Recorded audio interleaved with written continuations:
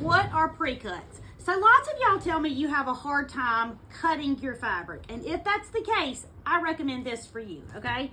This is called a layer cake. Moda calls it a layer cake. Riley Blake calls it 10-inch squares. I think everybody else calls it 10-inch squares, but they're 10 inches by 10 inches. They're pre-cut. It's a package, comes with all of these different fabrics in there. So you have a collection that all coordinates and you get a bunch of different fabrics, which I love.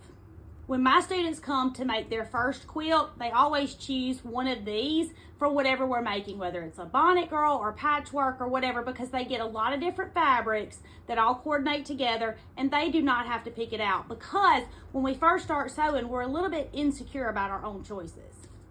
10-inch by 10-inch squares. Oh, and there's 42 in this pack, 42. These are 5-inch by 5-inch squares. This is called a charm pack or 5-inch by 5-inch squares. The same thing. All these fabrics, you get all these fabrics in there. There's 42 in here, and this is great if you are afraid of cutting your stuff. Lots of stuff you see me make is with 5-inch squares. And last is 2.5-inch strips. This is 2.5 by the width of the fabric, which normally is about 44-ish inches. So 2.5 by 44 inches.